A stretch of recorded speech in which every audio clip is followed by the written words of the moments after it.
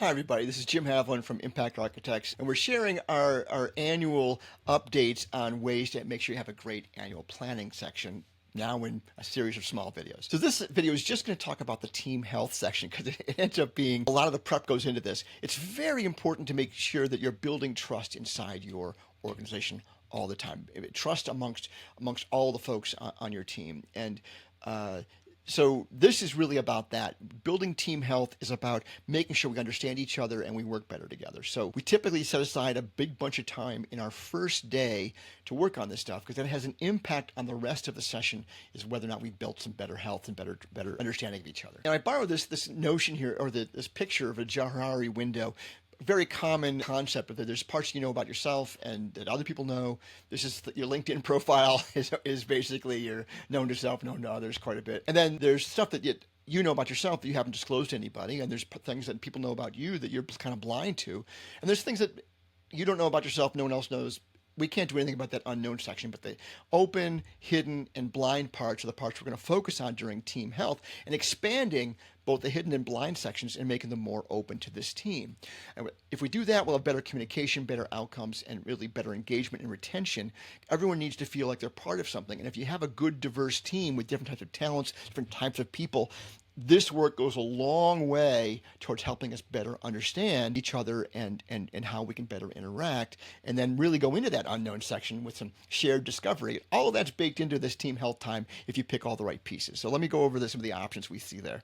First of all, there tends to be a part of this where we're revealing some stories about ourselves, and I've got 5 suggestions here of different types of questions you might answer as a team. And you'd say everyone would go around the room and answer these questions for themselves. And we spent some time actually in session putting these things together. Or you can have them answer them ahead of time and then they can bring them in. There's good and bad for both those kinds of scenarios. But in here in the deck that you can go over on your own, there's the 4 H's. This is my favorite one. It is the highest likelihood of crying of all of them: history, heartbreak, hero, and hope. I've heard it used in professional sports teams and in colleges and big companies, all kinds of scenarios that I hear the militaries use this one. It's a great one for kind of revealing people and giving people a moment to be really vulnerable with each other and learn quite a bit. Best and worst is this much less revealing one. Hill Blom's personal annual review. This is I like this one quite a bit. If you want to help people really focus on themselves as well, so understanding their own growth. If you it's a great application for those kinds of things. There's a link down there to his newsletter where he usually talks about this every year. Other personal disclosure questions. This is a set of questions that I know that is common within the EOS world, but in various versions. And it's a good light one that for if your team is early in their journey and they haven't quite gotten to, you're not ready for the 4 H's yet. And the magic wand. I use this one when I have big teams. I had one recently where I was 12 people around the room. We were able to get through everybody relatively quickly, but really still did the work of revealing some of the things about themselves through these questions. So once again, all this deck is available to you as part of all of this, so you don't have to be getting screenshots right now. So that's the revealing ourselves. And then this profiling, we like to include expanding our profiling. So if you haven't done any of this yet, gosh darn it, you gotta get started. DISC is a common one. People use that for a long time. Lots of versions, lots of free stuff out there to go get. Colby is when you've got is validated, means you can use it in hiring. It's a very common one. You see all my stuff here. I'm an 8443 in Colby. In Type Coaches and Myers-Briggs, I'm an ENTJ.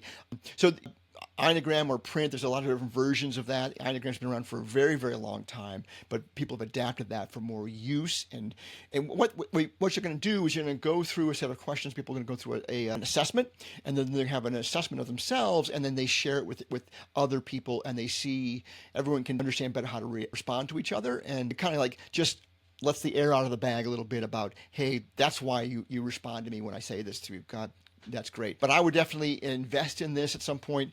And it's, it does both things, revealing about ourselves to other people, but also revealing stuff that we didn't know about ourselves. And there's also some light ones out there, like Patrick Lencioni's 6 Types of Working Genius. He's got a book out, just like 5 Dysfunctions. It's a very easy one to read. And it gives you a way of understanding how everyone works together. So if people aren't necessarily making the progress they want in their projects, this is a great one for that. So, and assessments, definitely think about including that in what you're doing.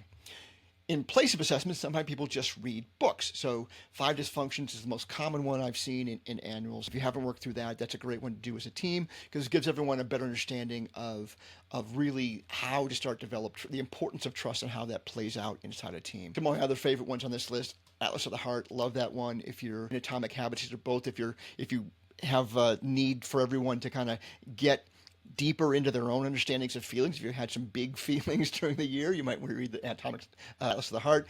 If people are having productivity problems, maybe read Atomic Habits. Good to Great. If you haven't read that one yet, Jesus, what have you been doing? Read that one. That's the MBA in a book. Great by Choice is a later one in the series that Jim Collins put together, and it's a shorter one, but it's really about, especially if you're trying to really advance your team into kind of like the next tier of tools past good to great, then how to be a great boss. If your folks aren't great leaders yet, this is a great one to lean into. It's part of the EOS library and a very compact, easy read for people that if you want them to be better and better leaders and coaches for the people in your organization. So, all right, the last thing. We looked at ourselves as individuals. We saw ourselves how we're working together as a team. Now let's look at like how the organization is doing.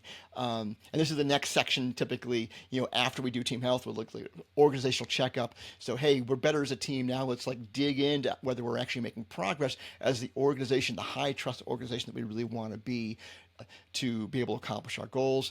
And there's lots of different ways of approaching this, but 2 examples here. 90 has a great one for an organizational fitness review that you can take for free. EOS has one called the organizational checkup. It's very full of the EOS language, but if you're not familiar with the EOS language, you might want to use the other one instead. And then these things together, now we've gotten through that whole section of team health and then organizational health before we get into the planning section, and that'll be our next video.